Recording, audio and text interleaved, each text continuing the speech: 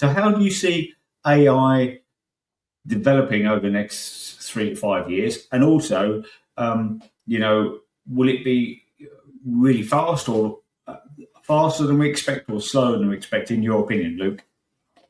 I think it can be a mixture of both. I think you've got, a big sort of, it's not a misconception, but a lot of, senior leaders, think, right, if I put AI in, it's going to, drop my costs, do this or do that. And, it's like the silver bullet. Yeah. It's not necessarily that, silver bullet that solves everything for you. It's there to complement and almost turbocharge your experience.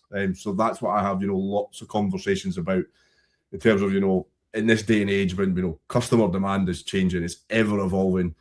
Companies want to make changes to their network or their supply chain, but they want to know the change they make is going to have the impact that they want. At the moment, that can be, pure guesswork or planners locked in a war room scenario for like 3 or 4 weeks to get an output and churning through data. Leveraging AI to sort of do that shift from being reactive to proactive in terms of your supply chain planning is a big piece that I've been looking at and talking to prospects about.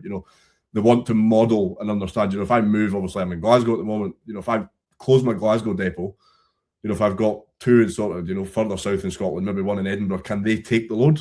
Can we still satisfy the level of demand? Or if we open a new depot, what does that mean in terms of, slot propositions and things? And trying to leverage it from that perspective is one piece in terms of that modelling element to allow you to make, proactive decisions, that you have a better degree of accuracy on. Because at the end of the day, we've all got the data. This is a conversation I have quite a lot. Everybody gets excited. We've got the data. Then you've got all these fancy tools, but you don't know how to use it. If you can just understand the problem you want to solve, then you can go and model it, and you can do this in hours and then start changing some of the permutations, and that gives you a better idea.